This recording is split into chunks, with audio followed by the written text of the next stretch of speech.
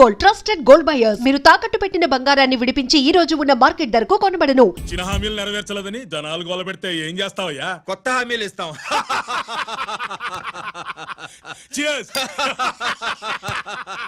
Sir Maithili గారు వచ్చారు. రమ్మను. అంతేనా? చిటికలో ఏర్పాటు చేస్తాను. ఉంటాను. బాయ్. నమస్కారం. నమస్కారం. రా రా రా రా. బాగున్నావా? ఎప్పుడు టీనేజ్ అమ్మాయిల్ని అడిగేవారు, ఈసారి నన్నే రమ్మని కబురు పెట్టారంటే ఓల్డ్ ఈజ్ గోల్డేనా? ఇప్పుడు నువ్వు వద్దుగాని ఓ మంచి కత్తి లాంటి అమ్మాయిని చూ. దేనికి? ఒకరిని పడేయటానికి. ఎవరిని పడేయాలి? వీడిని.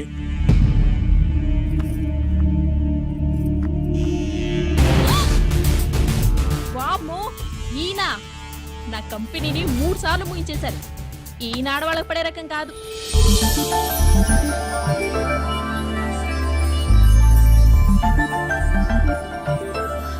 May I come in? Come in. Okay sir, కూర్చో. ఏమిటి ఇలా వచ్చావు? ఏం లేదు, నిన్న మీతో సరిగ్గా మాట్లాడడం కుదరలేదు. అదేంటి, టీవీ ఛానల్స్ లాగా నిన్నటి న్యూస్ ఇవాళ చెప్తారా? అయితే రేపటి న్యూస్ ఇప్పుడే చెప్పనా? రేపు నా బర్త్డే. ఓ, పార్టీ ఎక్కడ? మీరు పెద్ద ఆఫీసర్ కదా, మా ఇల్లు కనుక్కుని ఇంటికి వస్తే పార్టీ ఇస్తా. ఏంటి ఇది ఏసీపీ గారి వెహికల్లా ఉంది? అవునే, పార్టీ ఇవ్వడం తప్పేయట్లేదు. సర్లే చూద్దాం పదండి. ఏంటి ఇల్లు కనుక్కోమంటే ఏకంగా ఇంట్లోనే సెటిల్ అయిపోయాడు.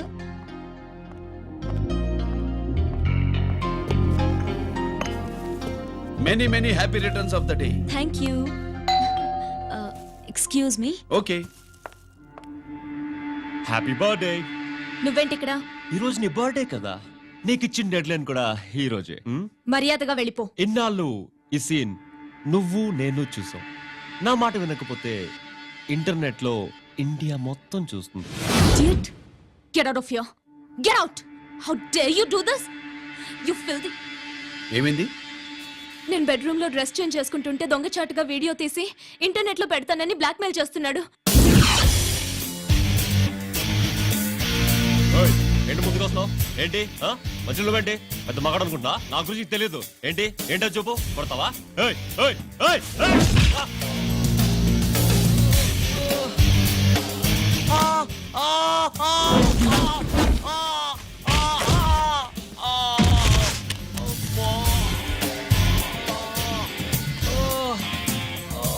సెల్లుతో మేలు చేసుకోవచ్చురా, బ్లాక్ మెయిల్ కాదు.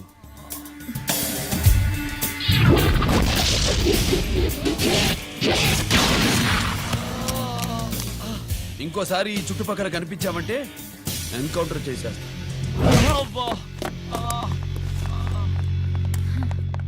Thank you. It's my duty. Sir, అసలు వాడి బాధ తప్పించుకోవడానికి ఇది మీతో క్లోజ్ గా జాగింగ్, గో కార్డింగ్, స్క్వాష్ ఏమే అంటే ఇక మనం కలవా? కలుస్తాం, ఇలా ఎవడైనా నా వెంట పడినప్పుడు. ఇంకా మీ వెంట ఎవరు పడరు. ఏ? నేనే పడతాను కనుక.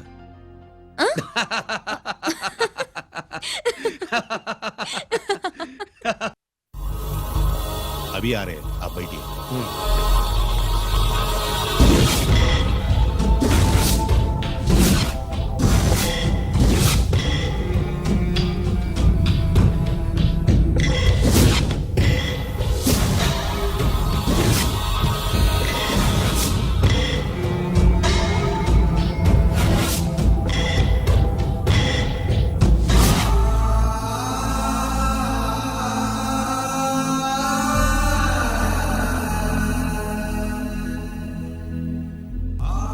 పెద్ద కొడుకు ఐపీసీ సెలెక్ట్ అయ్యాడన్నాగా, పోస్టింగ్ ఇప్పుడే వచ్చింది. పాకిస్తాన్లో నువ్వు ఎక్కడున్నావు అని ఎంక్వైరీ చేశాడు. డిఫెన్స్ వారు పోలీస్ వాళ్ళకి సరైన ఇన్ఫర్మేషన్ ఇవ్వరని నేను మేనేజ్ చేసి వాడిని ఆపేశాను. నీ భార్యాపిల్లల దృష్టిలో నువ్వు ఇప్పుడు పాకిస్తాన్లో ఉన్నావు. నువ్వు ఎప్పుడు వస్తావని నీ కోసం ఆశతో ఎదురు చూస్తున్నారు. రేపు 15వ తారీఖున రిలీజ్ అవుతున్నాను. ఎక్కడికో అక్కడే ఉన్నాయి. ఆ ఆయన వచ్చి టైం అవుతుంది, త్వరగా కానివ్వండి. ఒరేయ్, పొద్దున్నుంచి కడుతున్నావు, ఇంకా కాలేదా? అయిపోయిందమ్మా. త్వరగా కానీ. అలాగేనండి. ఏంటమ్మా అక్కడే ముగ్గేస్తూ కూర్చున్నావు? అక్కడ ఇంకా బోడు పనులున్నాయి, త్వరగా వెళ్ళు. వెళ్తానమ్మగారు. అబ్బబ్బబ్బబ్బా, ఏ పనులు తెవరండి. ఏమే సుబ్బు, నీకు తెవలేదా? అదేంటే నా మొహం చూస్తూ నిలబడ్డావు, త్వరగా కానీ. ఏంటి రాజేశ్వరి, ఏమిటి హడావిడి? ఏదైనా పండగ? ఒక రకంగా పండగేరా. అర్థం కాలేదు కానీ ఇంకో రకంగా చెప్పు. మీ నాన్నగారు వస్తున్నారా? ఏంటి, నాన్న వస్తున్నాడు? అవునరా, మీ నాన్నగారు తలుచుకుంటున్నట్టున్నారా? ఆయన తలుచుకుంటే ఎక్కిళ్ళు కాదు, హార్ట్ అటాక్ వస్తుంది. వస్తా. ఒరే గిరి, ఆగరా. హలో అన్నగారు, మీ ముద్దుల నాన్నగారిని చూడ్డానికి వచ్చేసారన్నమాట. ఏమిట్రా నువ్వు? అంత దూరం నుంచి నేను వస్తే నువ్వేంటి ఇక్కడున్న వాడివి బయటికి వెళ్ళిపోతున్నావు? ఆయన రాగానే నన్ను చూశారనుకో తేడా వస్తుంది, నీకా ఆయనకా ఇద్దరికి. అందుకే బయటికి పోతున్నా, వస్తా. గిరి, ఏమిటమ్మా వీడు? 14 ఏళ్ల క్రితం నాన్నగారే ఇంకా వాడి మనసులో ఉన్నట్టున్నారా?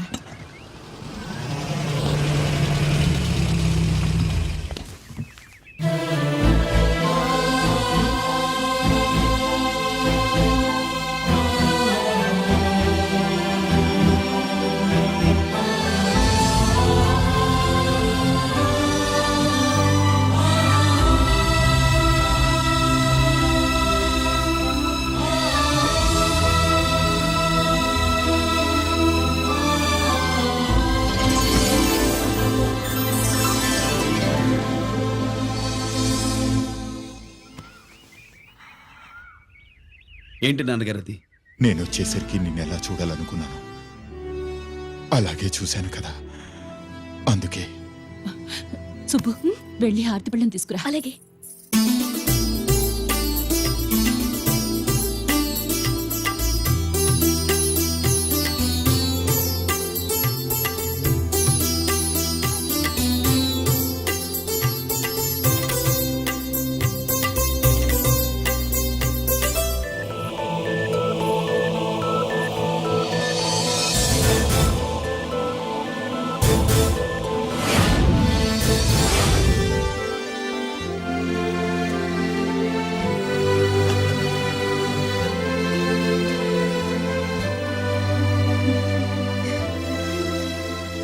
నువ్వు నువ్వు నువ్వు నువ్వు నువ్వు అంటూ నచ్చుకునేంటి బావా? నా కూతురు సుబ్బలక్ష్మి. పక్కన గిరుండాలే. ఏడివాడు? మీరు వస్తున్నారని కొబ్బరికాయ కొట్టడానికి గుడికెళ్ళాడండి. అలాగా, వాణ్ణి చూడాలి. పద గుడికి వెళ్దాం. పందెం ఏంటో తెలుసుగా, ఒకే గోలీతో ఒకే ఛాన్స్ లో కుండని పగలగొడితే కుండకి 100. ఒరే లక్కీ, ఓకేనా? ఓకే గాని అన్నా, ఈసారేంటి కప్పులు వదిలేసి డబ్బుల మీద పడ్డావు? సుబ్బులకి కొత్త డ్రెస్ కొనిద్దాం అనుకుంటున్నా. ఒరే లక్కీ, ఒక్కసారి నీ లక్కీ హ్యాండ్ తో దీన్ని టచ్ చేయరా.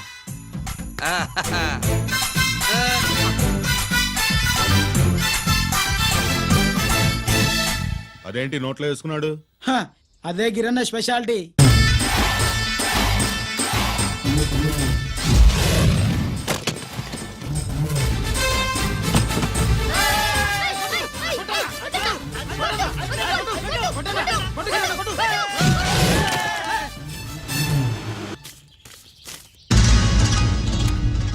ఏంట్రా ఇది? ఎలా కోళమా? మిగతా 500 నా దగ్గర లేవు. మర్యాదగా 3 అంకెలు లెక్కెట్టేలోగా ఇవ్వకపోతే నాకు 3 అవుద్ది, ఆ తర్వాత నీకు 3. 1 2 3.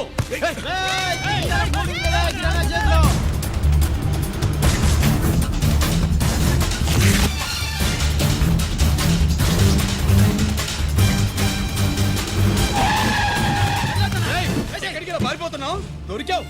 తీరా డబ్బు తీ బయటికి. 500 బయటికి తీరా, నరికేస్తా.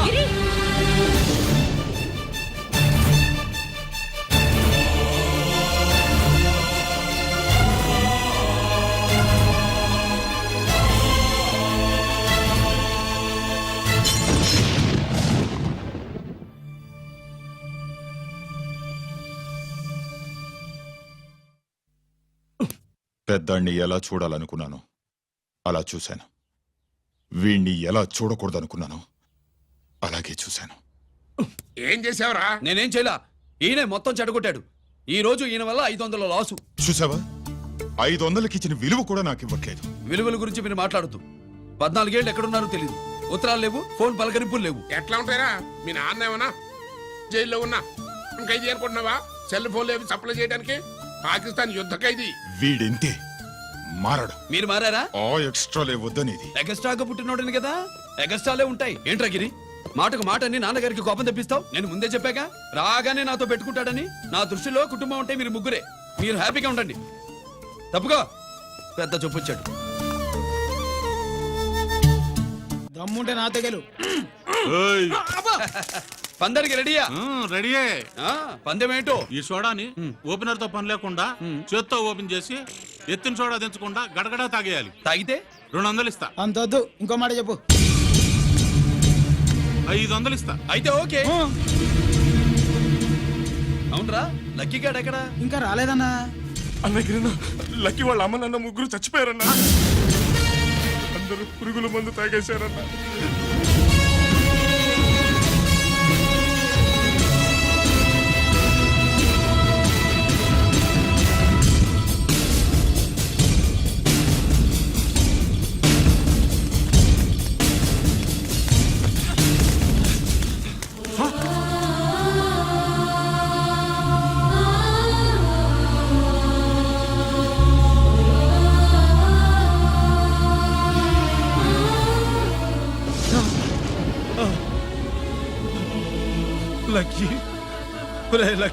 అందరిలాగే పాపారావు కొట్లో ఎరువులు తెచ్చి పొలంలో చల్లాడు. పంట పాడైపోయింది. ఇదేంటయ్యా అని పాపారావు నిలదీసి అడిగితే నీ దిక్కున్న తోడ చెప్పుకో అని కొట్టాడంట. పంట పండకపోతే బ్యాంక్ అప్పు ఎలా తీర్చాలనుకున్నారేమో ప్రాణాలు తీసుకున్నారు. మన ఊళ్ళో రైతులందరి బతుకులు ఇట్నే తగలబడ్డాయిరా. ఆ పాపారావు గాడు కల్తీ ఎరువులు అమ్మినంత కాలం మనం ఇలాంటి చావుల్ని చూడాల్సిందేరా. వాళ్ళు పోవటమే కాకుండా అనవసరంగా పసిపిల్లని కూడా తీసుకుపోయారు.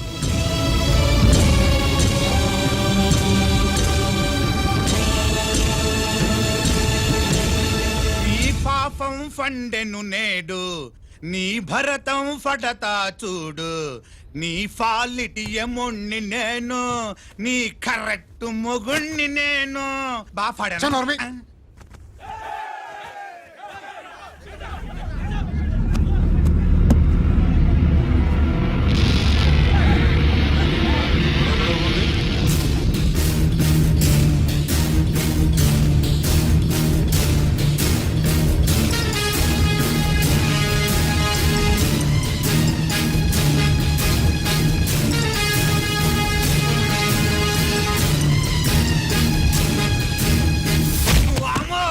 ఈ పగిలిపోయింది.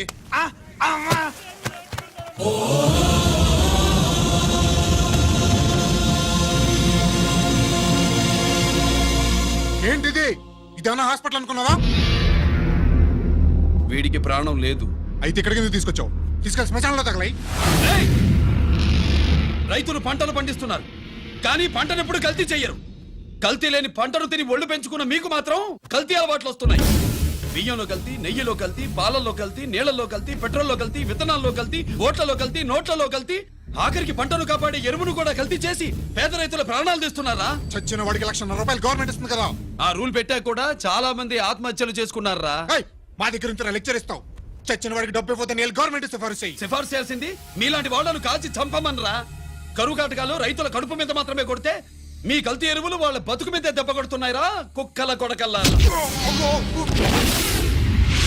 రేయ్, ఆ లారీలో ఉన్న బస్తాలన్నీ దించండ్రా.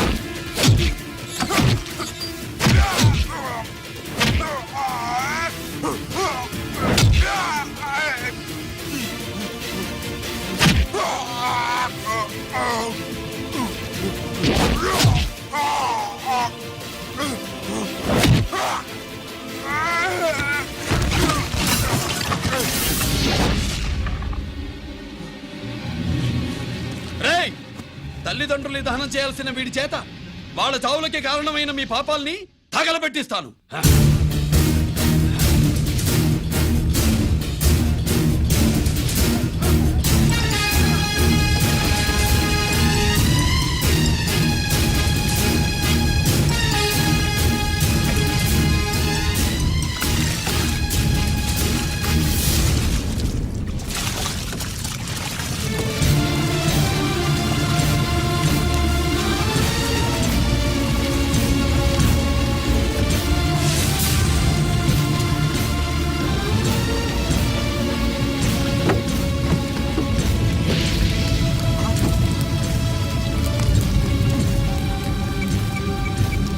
Police station.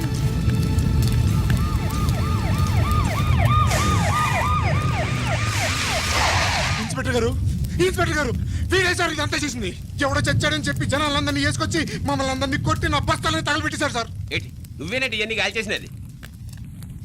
నేను కాదు, నేను నేను నేను నేను నేను నేను నేను నేను అంతా నానంటున్నారు. వీడికి అల్లూరి సీతారామరాజు ఫ్యామిలీకి ఏదైనా కనెక్షన్ ఉన్నదా? ఈందే ఆయన జిల్లానండి. అయినా మనకెందుకు సార్, నేనంటే నేనని ఇంతమంది అంటున్నారు. మన స్టేషన్లో 2 సెల్సే ఉన్నాయి. షార్ట్ సర్క్యూట్ అయిందని రాసుకుని కేసు మూసేద్దాం. నేను ఐడియా అడిగినా? అడుగుతారో అని చెప్పామండి. అంటే నాకు ఒరిజినల్ గా ఐడియాలు రావనే?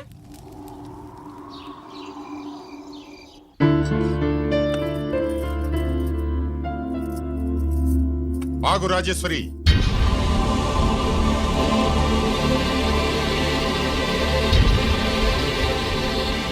నా ప్రశ్నలకి సమాధానం చెబితేనే ఈ రోజు వాడు అన్నం తినాలి. ఎలా కనపడుతున్నాను మీకు? 10 ఏళ్ల పసిబిడ్డలాగానా? గిరి నువ్వు ఆగమ్మా. ఆయన బెత్తం పట్టుకుంటే చేయి చాపడానికి, గడియారం పెట్టి నిమిషాలు లెక్క పెడితే ముద్దలు మింగడానికి నేను ఇంకా పసిబిడ్డను కాదు. అదే అదే అలా అడ్డంగా మాట్లాడితేనే ఇంట్లో నుంచి వెళ్ళగొడతాను. మీరు లేకుండా 14 ఏళ్లు బతికాం, అది మర్చిపోకండి. ఏంట్రా నీ ఆవేశం? జనాన్ని పోగేసుకెళ్ళి అరుంధతి ఫెర్టిలైజర్స్ ని ఎందుకు తగలబెట్టావరా? పాపారావుని తగలబెట్టడం బాగోదు గనుక. చూసావా, చిన్నప్పుడు కత్తి దొరుకుంటే చంపేసేవాణ్ణన్నాడు. ఇప్పుడు తగలబెట్టడం బాగోదు గనక వదిలేశానంటున్నాడు. వీడిలో మనిషి కాదు, హంతకుడున్నాడు. తప్పు చేసిన వాడిని చంపిన రాముణ్ణి, కృష్ణుణ్ణి దేవుళ్ళుగా ఈ దేశంలో కొలుస్తున్నప్పుడు, తప్పు చేసిన వాడిని వర్గ శత్రువుగా నరికేస్తున్న తీవ్రవాదులతో ప్రభుత్వం సంధి సంభాషణలు చేస్తున్నప్పుడు, ఒక రైతు కుటుంబం చావుకి కారణమైన పాపారావు మీద నేను తిరగబడితే తప్ప? నువ్వెవడివిరా తిరగబడ్డానికి? పోలీసువా? ఆ పోలీసులే మాకు రక్షణ కల్పించండి బాబోయ్ అని రోడ్డు మీద ఊరేగింపులు చేస్తున్నారు. పోలీసులు వచ్చినప్పుడు నీ టైం బాగుండి నేరం మేవే చేశావని జనం ఒప్పుకున్నారు గనక నువ్వు తప్పించుకున్నావు. లేకపోతే ఈ పాటికి ఇక్కడ కాదు, కట్టకటాల వెనకుండేవాడి. బాగా గుర్తు చేశారు. అసలు ఈ ఇంటికంటే నాకు జైలే బెటరు. ఏంట్రా ఆ మాటలు? లేకపోతే ఏంటమ్మా, గడ్డి తింటున్న పశువును కూడా మనిషి అదిరించాడు. అటువంటిది అన్నం తింటున్న నన్ను? గిరి గిరి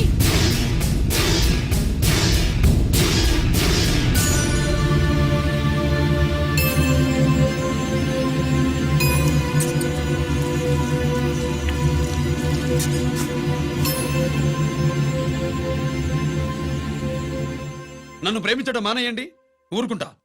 ద్వేషిస్తే సహించండి.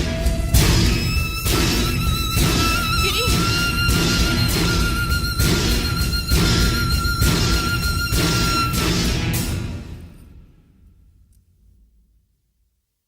వాడిలా అయిపోయాడేంటి? వాడన్న మాటలు ప్రశాంతంగా కూర్చుని ఆలోచించండి, మీకే తెలుస్తుంది. రే కోటిగా, ఆ తగలబెట్టిన వాడి పేరేమిటి? ఆడి పేరు గిరి నాన్న. మన బ్యాంక్ చైర్మన్ ఎన్కౌంటర్ లో చంపాడే ఏసీపీ రంజిత్ కుమార్, వాడి తమ్ముడీడు.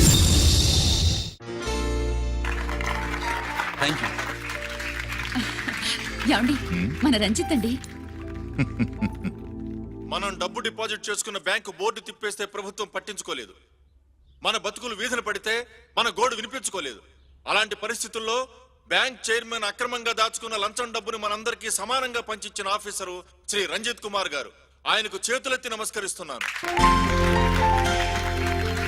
రంజిత్ కుమార్ గారి లాగా అందరూ తమ బాధ్యతని గుర్తించి సక్రమంగా నిర్వహిస్తే మన దేశం ఎంతో పురోభివృద్ధిని సాధిస్తుంది. జీతాలు తీసుకోవటమే మన డ్యూటీ అనుకునే వాళ్ళు కోకొలలుగా ఉన్న ఈ రోజుల్లో మన డ్యూటీని సక్రమంగా నిర్వహించిన నిజమైన ఆఫీసరు మన రంజిత్ కుమార్ గారు. ఆయన చేసిన ఈ సహాయం అంధకారంలో ఉన్న ఎన్నో కుటుంబాల్లో వెలుగునింపారు. ఇప్పుడు వాలంటీర్ స్వాతి మాట్లాడారు. మామూలుగా ప్రజల కోసం రిస్క్ చేసిన ఆఫీసర్స్ ని ప్రభుత్వం ప్రమోషన్ ఇచ్చి సత్కరిస్తుంది. కానీ ఇప్పుడు వేరేలా సత్కరించడం జరిగింది.